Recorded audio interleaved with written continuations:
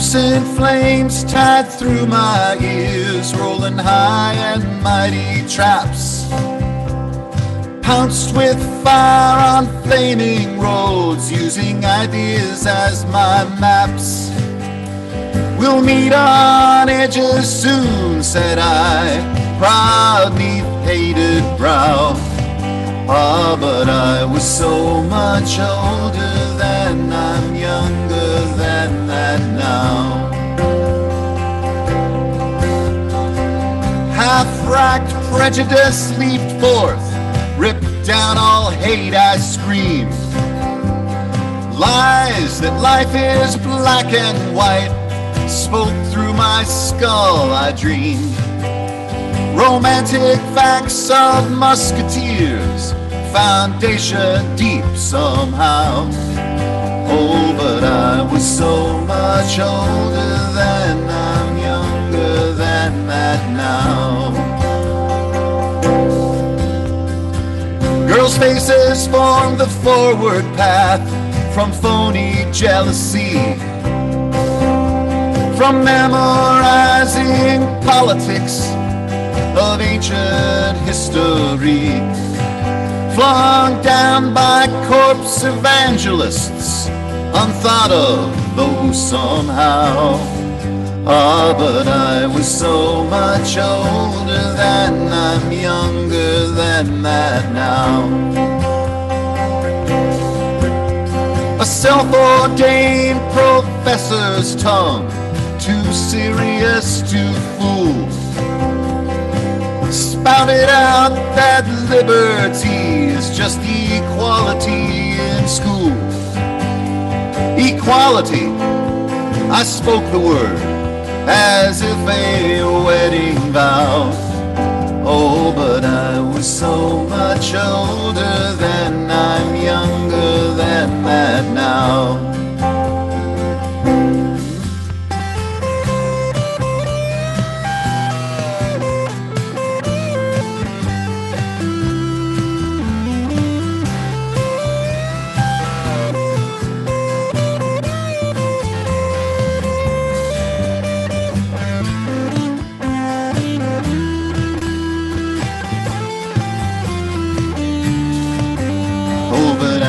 So much older then, I'm younger than that now. A soldier's stance, I aimed my hand at the mongrel dogs who teach, fearing not that I'd become my enemy in the instant that I preach. My pathway led by confusion boats, mutiny from stern to bow. Oh, but I was so much older then, I'm younger than that now. Yes, my guard stood hard when abstract threats, too noble to neglect, deceived me into thinking that I had something to protect. Good and bad, I define these terms, quite clear, no doubt, somehow. Oh, but I was so much older then, I'm younger than that now. Oh, but I was so much older then, I'm younger than that now.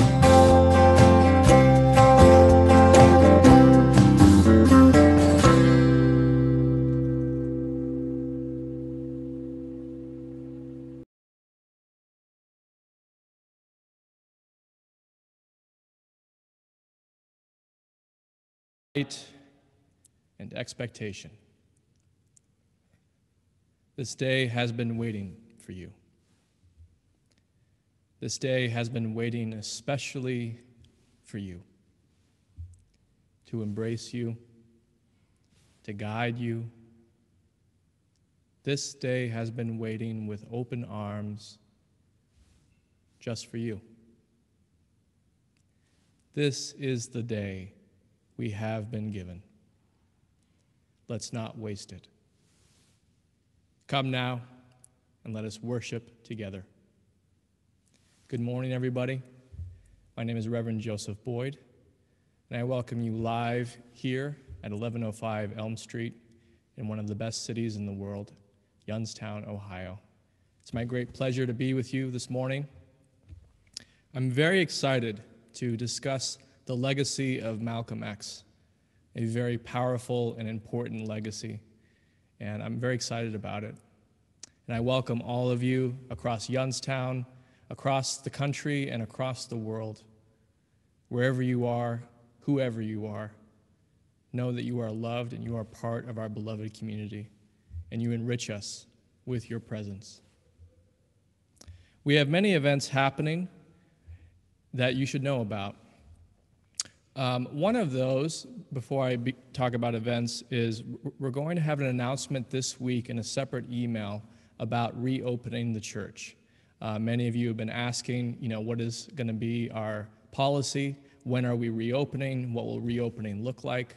And we're going to be sending a separate email out this week that will apply to June, based on the latest recommendations, both from our denomination, the UUA, and also the CDC, the Center of Disease Control. And so we will send that out to you this week, and I will unpack it next Sunday.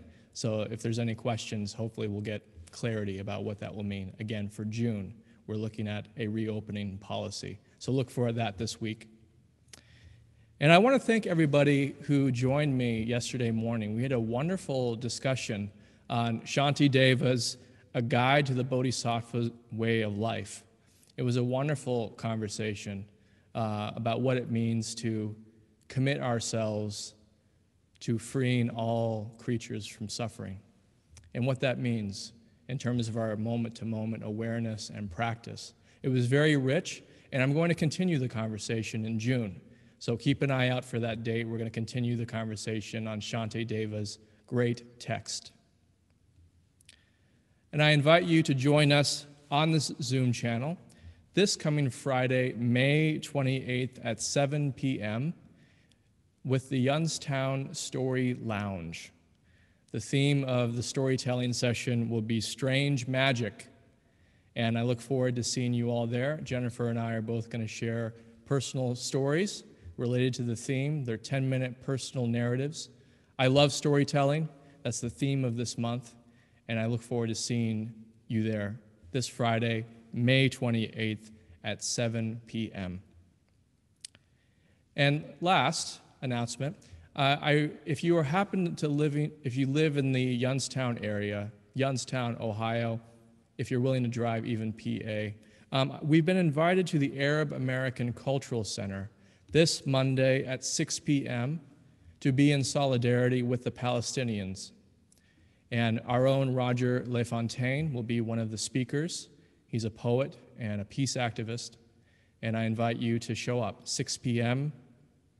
Monday at the Arab American Cultural Center in Youngstown, Ohio.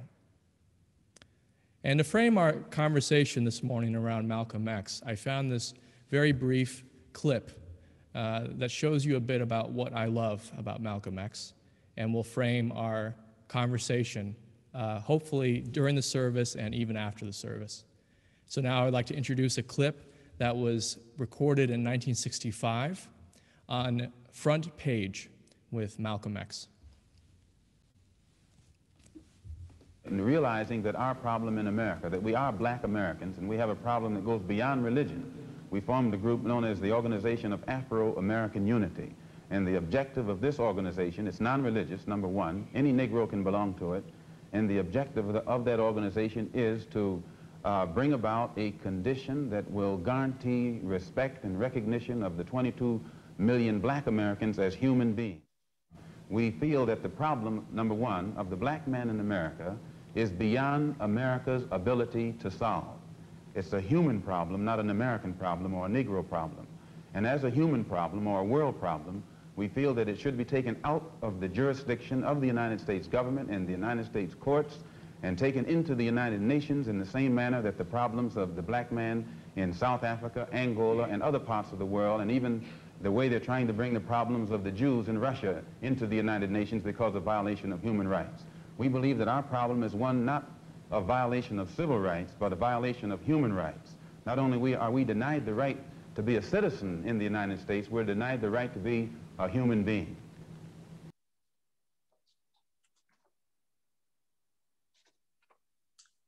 Good morning. May the light we now kindle inspire us to use our powers to heal and not to harm, to help and not to hinder, to bless and not to curse, to serve you, Spirit of freedom, from Passover Haggadah and from the hymnal number 453. And with that, we are going to light the chalice.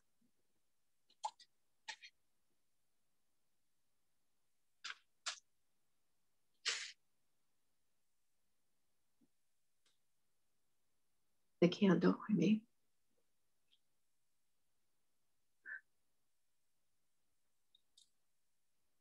And we're going to recognize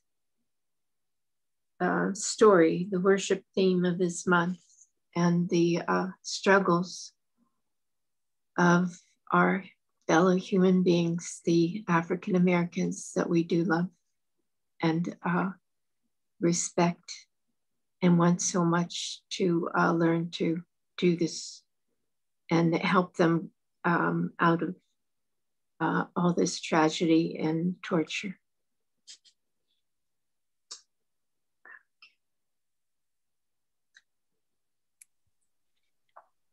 Please join me in reciting the covenant of our church.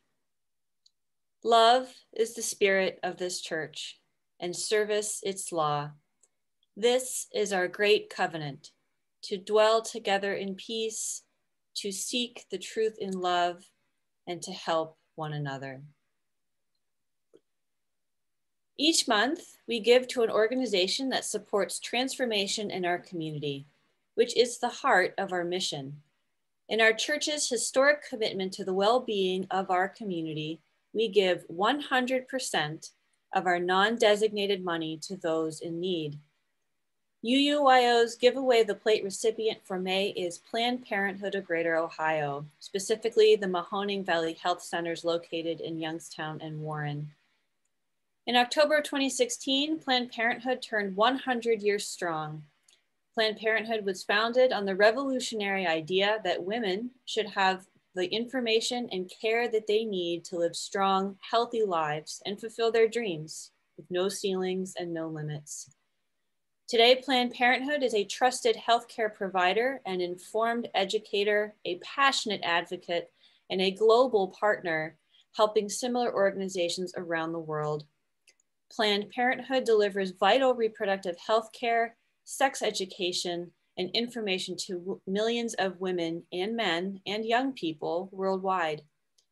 Planned Parenthood reaches millions of lives each year. Planned Parenthood provides educational programs and outreach to 1.1 million people every year and millions more online through digital sex education programs. The Mahoning Valley is very fortunate to have 2 Planned Parenthood health centers, one located in Youngstown and one in Warren, offering high quality healthcare services. Planned Parenthood is well known for providing women's health services, but our Mahoning Valley Health Centers also provide expert care for men and the LGBTQ+ community. In spite of consistently offering high quality, compassionate, expert care, Planned Parenthood has experienced funding cuts in recent years, so community support is more important now than ever. UUYO has been a longtime supporter of our local Planned Parenthood health centers and educational programs, and many of our members have also been active in advocacy for Planned Parenthood and women's reproductive health. During a time where so many need a trusted place to go for healthcare services, it is so important to make sure that our local Planned Parenthood health centers stay here, stay open, and know that the community is here to support them no matter what. We will now receive the offering that supports the life of Youngstown, the Mahoning Valley, and our wider world.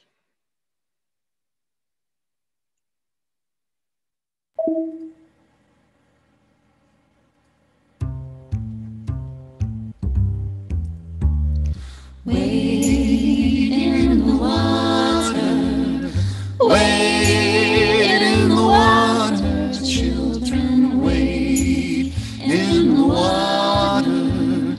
God's gonna trouble the water.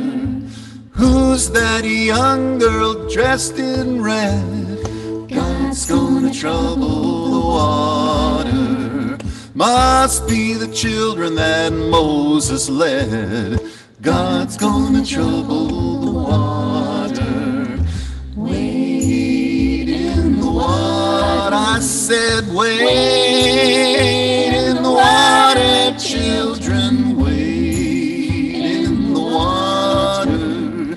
God's gonna trouble the water.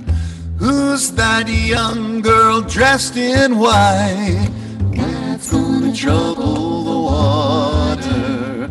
Must be the children of the Israelites. God's gonna trouble the water. Wade in the water. I said wade in the water, children, wade in the water. God's gonna trouble the water.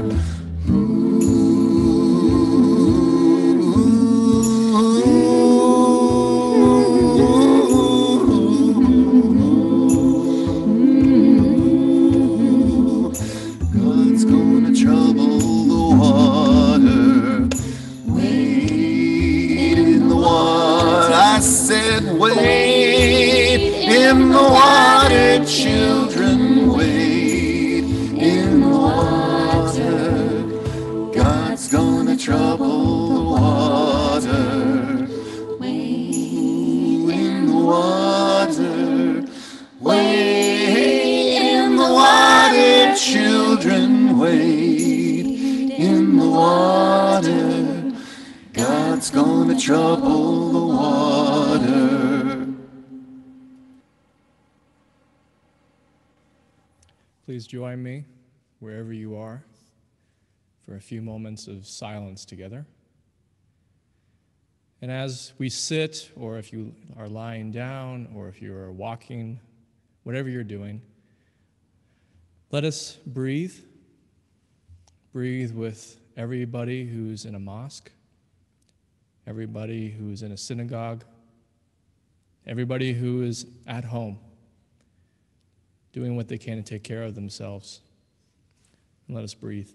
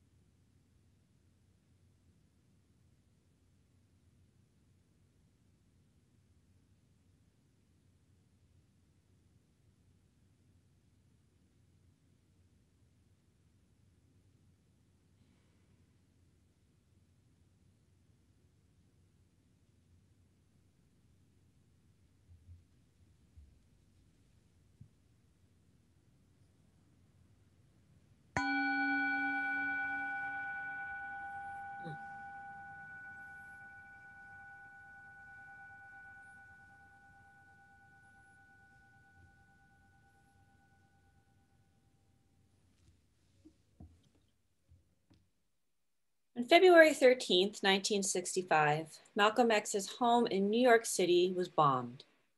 He and his family were not hurt, and he decided to keep a long-standing speaking commitment at Detroit, Michigan, arriving the next day to give the presentation below. This proved, however, to be his last public appearance. 1 week later, on February 21st, Malcolm was killed as he began to give a presentation in Harlem. I want to point out first that I'm very happy to be here this evening, and I'm thankful for the invitation to come here to Detroit this evening. I was in a house last night that was bombed, my own. It didn't destroy all my clothes, not all, but you know what happens when fire dashes through? They get smoky. The only thing I could get my hands on before leaving was what I have on now. It isn't something that made me lose confidence in what I'm doing, because my wife understands and I have children from this size on down, and even in their young age, they understand. I think they would rather have a father or brother or whatever the situation may be, who will take a stand in the face of any kind of reaction from narrow-minded people, rather than to compromise and later have to grow up in shame and in disgrace. So I just ask you to excuse my appearance. I don't normally come out in front of people without a shirt and tie. I guess that's somewhat a holdover from the Black Muslim movement, which I was in. That's one of the good aspects of the movement. It teaches you to be very careful and conscious of how you look, which is a positive contribution on their part. But that positive contribution on their part is greatly offset by too many other liabilities. This newly awakened people all over the world pose a problem for what's known as Western interests, which is imperialism, colonialism, racism, and all these other negative isms or vulturistic isms. Just as the external forces pose a grave threat, they can now see that the internal forces pose an even greater threat. But the internal forces pose an even greater threat only when they have properly analyzed the situation and know what the stakes really are. Just by advocating a coalition of Africans, Afro-Americans, Arabs, and Asians who live within the structure, it automatically has upset France, which is supposed to be one of the most liberal countries on earth, and it made them expose their hand. England, the same way. And I don't have to tell you about this country that we are living in now. So when you count the number of dark-skinned people in the Western Hemisphere, you can see that there are probably over 100 million.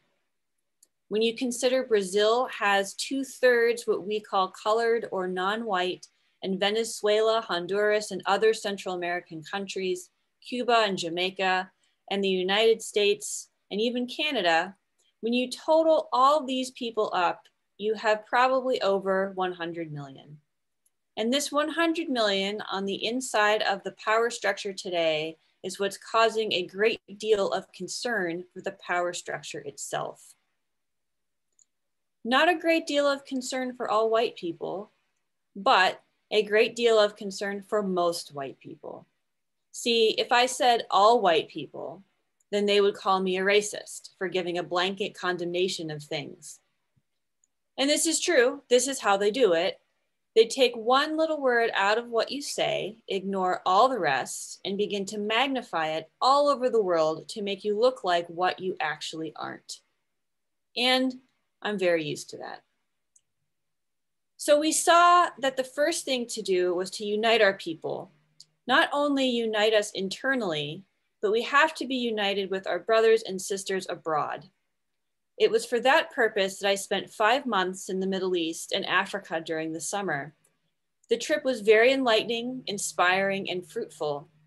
I didn't go into any African country or any country in the Middle East for that matter and run into any closed door, closed mind, or closed heart. I found warm reception and an amazingly deep interest and sympathy for the Black man in this country in regards to our struggle for human rights. Now, I hope you'll forgive me for just speaking so informally tonight, but I frankly think it's better to be informal. As far as I'm concerned, I can speak to people better in an informal way than I can with all of this stiff formality that ends up meaning nothing. Plus, when people are informal, they're relaxed. When they're relaxed, their mind is more open and they can weigh things more objectively. Whenever you and I are discussing our problems, we need to be very objective, very cool, calm, collected. But that doesn't mean we should always be. There's a time to be cool and a time to be hot. See, you got messed up into thinking that there's only one time for everything, that there's a time to love and a time to hate. Even Solomon said that, but he was in that book too. You're just taking something out of the book that fits your cowardly nature. And when you don't want to fight, you say, well, Jesus said, don't fight. But I don't even believe Jesus said that. And so I'm very pleased to see so many of you who have come out to always see for yourself, where you can hear for yourself, and then you can think for yourself. Then you'll be in a better position to make an intelligent judgment for yourself. But if you form the habit of listening to what others say about something or someone, or reading what someone else has written about someone, somebody can confuse you and misuse you. So as Afro-Americans or Black people here in the Western Hemisphere, you and I have to look to weigh things for ourselves. No matter what the man says, you better look into it. A good example of why it's so important to look into things for yourself.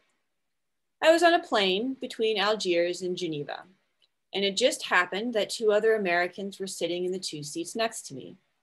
None of us knew each other, and the other two were white, one male and one female.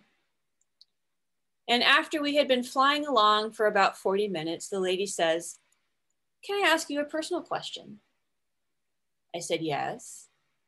She said, "Well," she had been looking at my briefcase, and she said, "Well, what does the X," she says, "what kind of last name could you have that begins with X?" So I said, "That's it, X." And she said, well, what does M stand for?" I said, "Malcolm." She was quiet for about 10 minutes and she turned to me and she says, "You're not Malcolm X." You see, we've been riding along in a nice conversation like three human beings, you know, no hostility, no animosity, just human. And she couldn't take this. She said, "Well, you're not who I was looking for, you know." And she ended up telling me that she was looking for horns and all that, and for someone who was out to kill all white people, as if all white people could be killed. This was her general attitude, and this attitude had been given her. This image had been given her by the press. So before I get involved in anything nowadays, I have to straighten out my own position, which is clear. I am not a racist in any form whatsoever. I don't believe in any form of racism. I don't believe in any form of discrimination or segregation. I believe in Islam. I am a Muslim.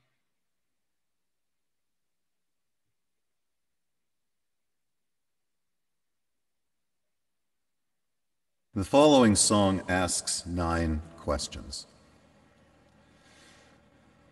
The answers to those 9 questions, understanding the answers to those 9 questions, and acting upon the answers to those 9 questions could change the world.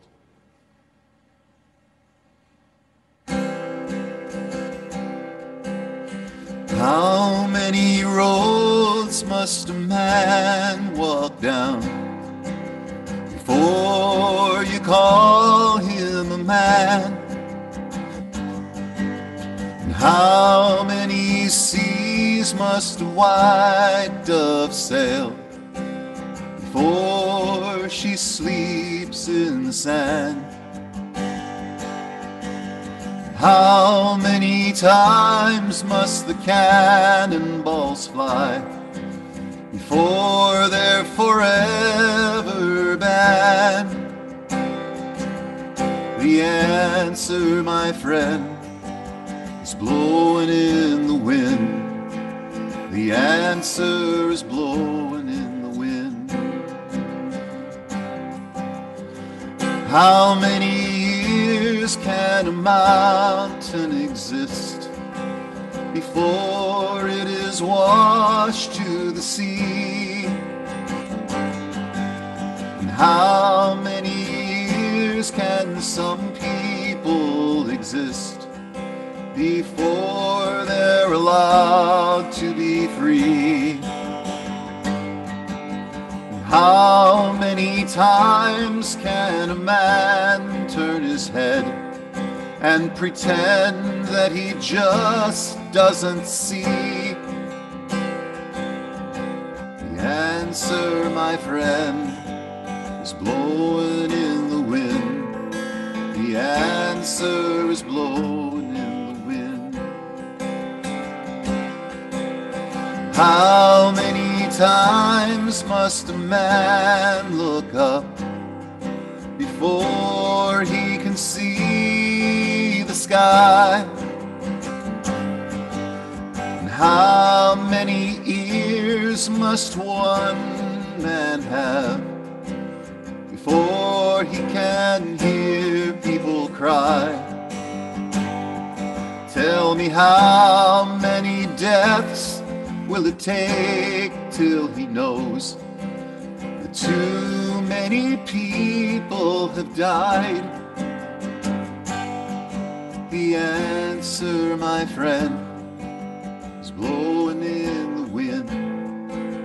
The answer is blowing in the wind. The answer is blowing in the wind.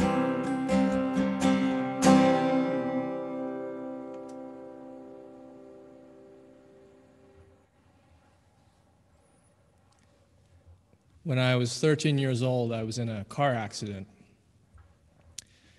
And after the car accident, I was told by doctors that it would be best if I stayed at home to recover from my injuries, which meant that I couldn't go to school. Graciously, the school district offered a private tutor to come to my home and teach me all the subjects so that I could be caught up when I recovered. The tutor's name was Esther. I don't remember her last name because she told me on the first day just to call her Esther, so I did. Esther had spent a good chunk of her life in the San Francisco Bay Area, and she was a student at the University of Berkeley in the early 1960s, and she had witnessed Malcolm X debating other professors at the University of Berkeley. And she witnessed firsthand a man who not just had a powerful rhetoric and ability to give a speech, but a powerful commitment to himself and a commitment to people. She asked me during one of our lessons, "What can you tell me about Malcolm X?" I thumbed through my history textbook given to me in Salem, Oregon, and I replied,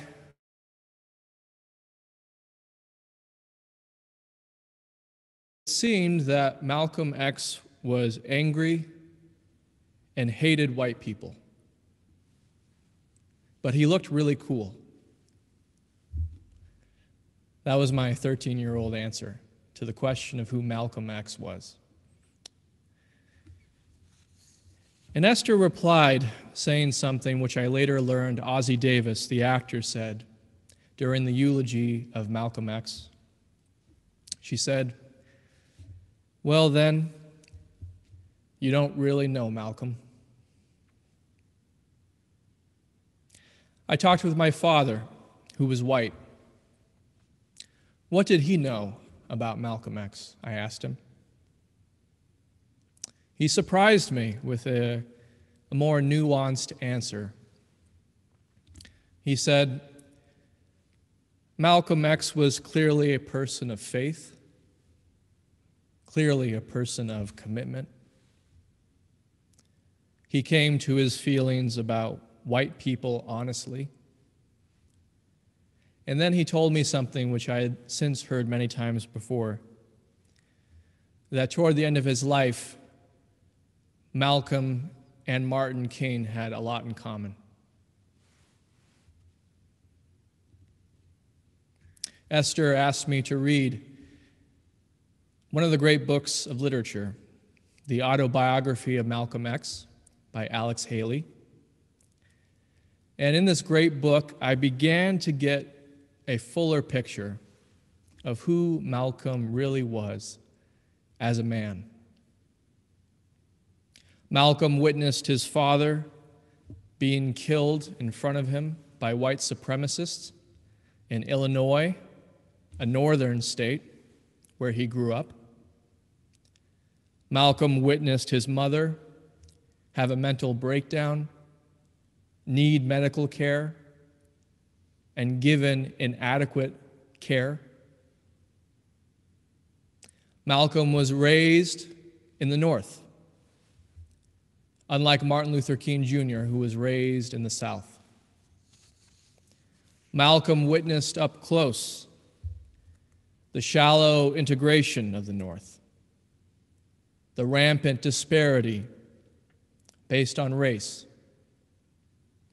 He saw with his own eyes a black community in debt to white landowners, in debt to white-owned banks, forced to shop at mostly white-owned businesses. In Detroit, he turned to a life of crime, and without realizing it, adopted the values of the culture that surrounded him, making as much money as possible and seeming white. He straightened his hair so it looked less African, and he hustled. He gambled, he stole cars in order to dress well and surround himself with the signs of American success, which were taught to him by the culture. He inevitably was incarcerated, spent time in prison, where he met Elijah Muhammad, the leader of a black nationalist Muslim movement called Nation of Islam. Nation of Islam taught self-respect as a black person, knowledge of your own history, and they called for a separate state where black people could live independently and have their own economy. It was the first time that Malcolm, who was then known as Malcolm Little, came to know how much of his life had been shaped by whiteness. Even his last name, Little, he came to realize was actually the name of the slave owner who owned his family members, the name that he inherited. And in gaining this self-knowledge, Malcolm craved an other alternative. So he changed his name to Malcolm X. He converted to Islam. He quit drinking, quit doing drugs, quit eating pork. He prayed 5 times a day and began to show up with a suit and tie. It became very clear in a short amount of time that Malcolm was extraordinarily gifted as a speaker and very intelligent. He knew how to work a crowd. And what made his speeches unique is that he spoke completely to black people as human beings, without concerning himself with having to appease a white audience. One thing that I think is greatly misunderstood about Malcolm is what he meant by white. Even today, many falsely believe, based on poorly written history books, that Malcolm hated white people. This is not true. Malcolm hated whiteness. And what that term white has come to mean in the United States of America. In this country, white is not just the hue or color of your skin.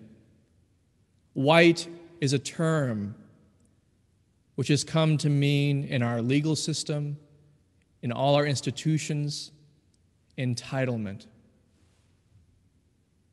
White, as it's practiced in America, has come to be synonymous with oppression of other people. That's what the term white has come to mean in practice in this country. And Malcolm hated that oppression. When you have a document, the Constitution, that says that white men are property owners who have the right to pursue happiness, and then in that same document, you say black people are 3/5 of a person, you are no longer simply talking about the different hue or color of a person's skin. Malcolm did not hate anyone based on just the color of their skin. He hated whiteness, which in this country has come to mean the right to benefit at the expense of others.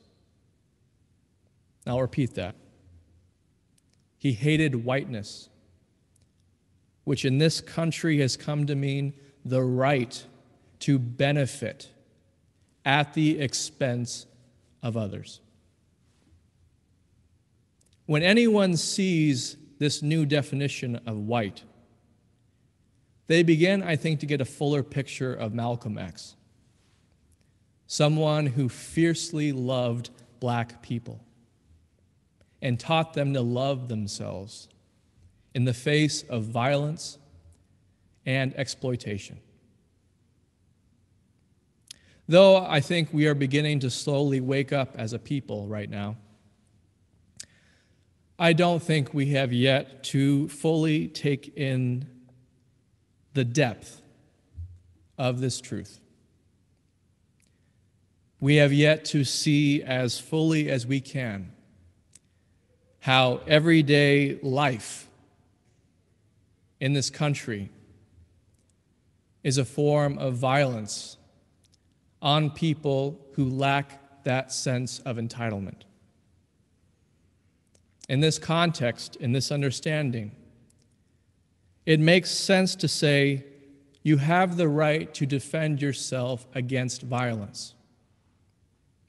Physical violence, psychological violence, spiritual violence. Not only do you have the right to defend yourself, but you should defend yourself. And Malcolm X offered the greatest defense imaginable to violence: self-love, self-respect. Know who you are and grow to not only accept yourself, but love yourself. Love where you came from. Love your body. Love your spirit.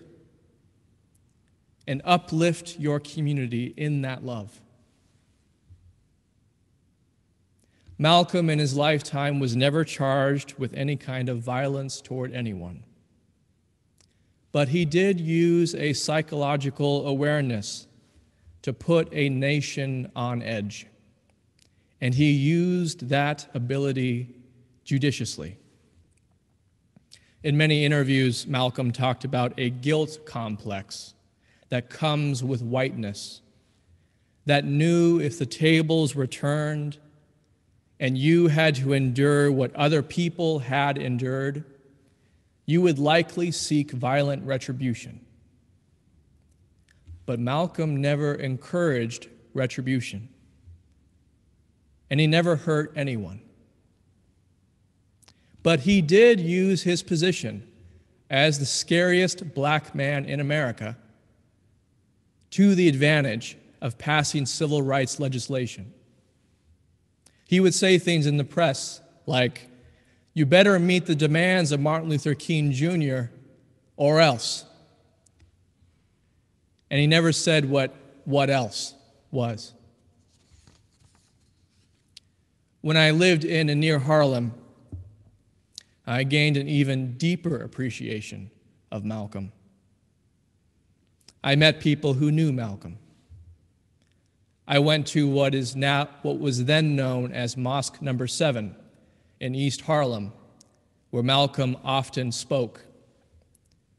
And I asked people there who knew him, I asked them what Malcolm was like. They said every time they were in Malcolm's presence, they walked away with their heads held higher.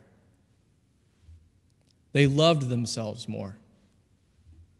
And they saw the beauty of their community in a way that they never had before. According to my definition, that's a great minister. A great minister. Teaching and encouraging people to love themselves and appreciate their life and their community. That's everything. Out of that love comes a thirst for justice.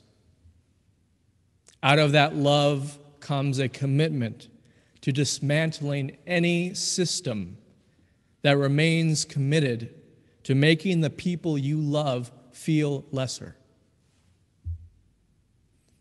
When I studied with Dr. James Cone, he wrote a great book called Malcolm and Martin. And he told me two things which deepened my appreciation of Malcolm.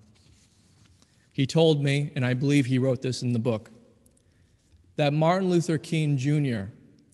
helped him to be a Christian, and Malcolm helped him to be black. Another thing that he said, which was unique, was that Martin Luther King Jr. was a political revolutionary, and Malcolm X was a cultural revolutionary. Dr. King was critical in changing laws and how politics were engaged through direct action. And Malcolm changed the way people thought and felt about their life. He offered alternative ways of seeing the world and your part in it. I would add that Jesus was also a cultural revolutionary, someone who through sheer presence and commitment transformed the way people saw themselves and what they were capable of. Malcolm X's legacy is huge, and I don't think can be adequately quantified. The Black Lives Matter movement is a direct legacy of Malcolm X, a secular, non-religious movement committed to loving black people and honoring life. But I think his legacy goes much further than that. There are two parts that stand out to me. One, is the commitment to an alternative source of pride and vision. An alternative source of pride and vision. Rather than trying to find validation in the system that's oppressed you for millennia, find an alternative source of pride and vision. I have often thought of this in relationship to Youngstown, Ohio, but really any community that is made up of minorities and struggles with the ills of poverty. Instead of looking toward what the culture has taught you to love, making money at all costs, even if it oppresses others, modeling yourself off of whiteness, which is entitlement, and seeking your self-worth in these kind of cruel systems that have hurt and continue to hurt you on a daily basis. Find love for who you are. Recognize the beauty of your community and recognize you have the power to self-determinism, which means you have the right to chart your own destiny and make your own alternative. Find different economic models and different ways of relating that are based on self-love, rather than on seeking validation in violent systems. I think this applies to anyone, regardless of skin color. I think this is one of the most important truths of this time. When you can learn, through the help of a community like this, to love yourself as you are, you will make radically different choices. When you let go of trying to prove yourself according to someone else's yardstick, the world becomes open and you discover freedom. In one of my favorite exchanges in an interview with Malcolm X, the interviewer asks Malcolm if he seeks to be equal with white people in this country. And I love his answer to this question. Malcolm responds, "White people are not the yardstick of equality. So no, I don't want to be equal with white people. Equality means I have the power to live my life to its full potential in every way." I think in this culture, regardless of race, we have yet to fully discover this alternative yardstick that is not based on whiteness, not based on capitalism, not based on male or straight sexual preference. But I find, even if we don't completely fit this model, and really few of us do, I think much of our energy still is spent trying to find success according to a yardstick that is damaging to us. Malcolm showed there is an alternative: self-love, self-respect, and then seeing what comes out of that awareness.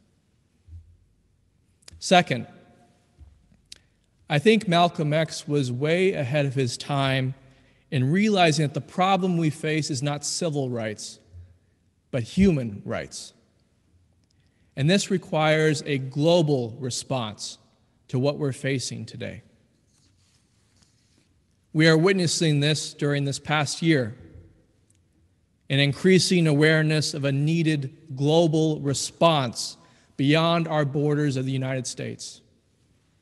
We see Black and brown people continue to suffer in this country and across the globe, in India, in Palestine, and yes, here in Youngstown.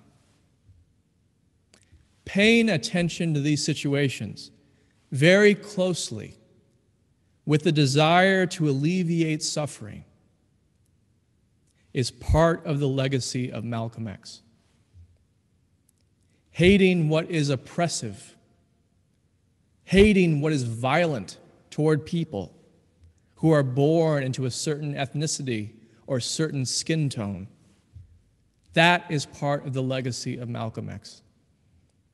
Hating what is exploitative is not hate. That's love. Loving who you are. Loving where you live. Loving all that brought you into this moment. That is part of the legacy of Malcolm X. Reaching across boundaries of different religions, different nations, different languages to encourage human rights and dignity. It sounds to me like Unitarian Universalism should be honoring Malcolm X. Finding a new yardstick to base your self-worth on, a yardstick based on respect and love for who you actually are. I know of no greater teaching. Please pray with me. Spirit of love, we are grateful for the legacy of Malcolm X. We are grateful for all of us who are still alive on this day, who yearn for justice, who are seeking ways to love ourselves and our community. Please help us to open our minds and our heart to an alternative yardstick, an alternative way to measure the worth of our life. Please help us to encourage each other in living into this new life that is free and open and available to us when we choose it. All this we pray. Amen.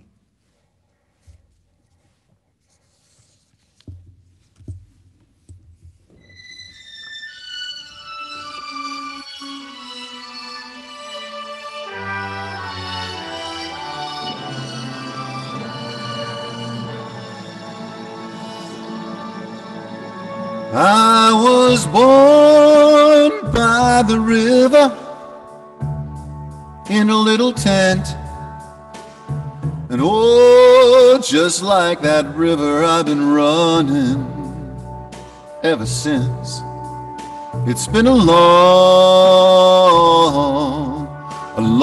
time coming, but I know change gonna come. Oh, yes, it will.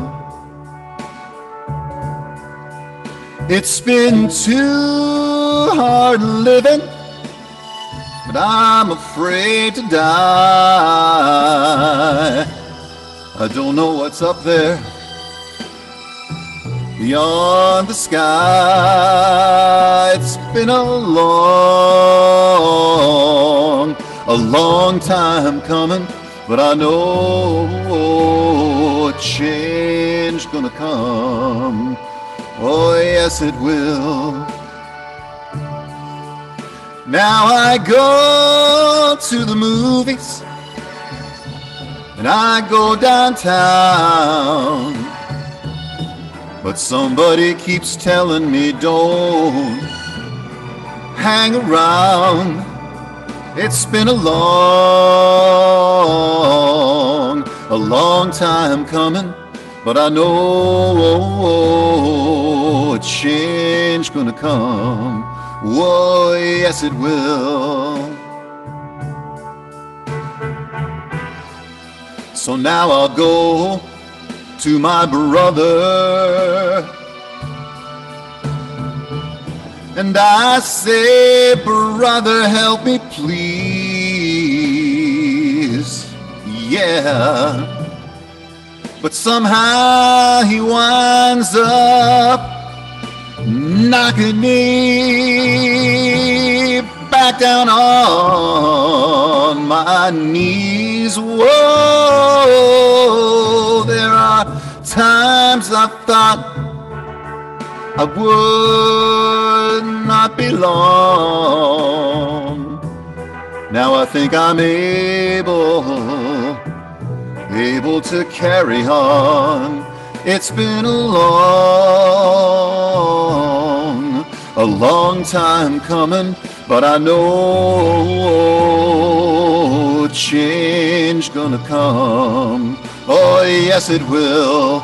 Oh, I know change gonna come.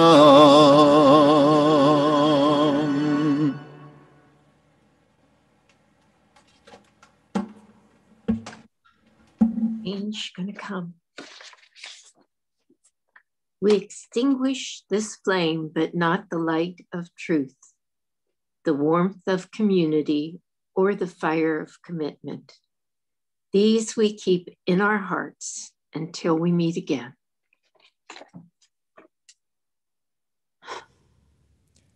As you depart, please remember the one great fact. You are loved and never truly alone. Never truly alone.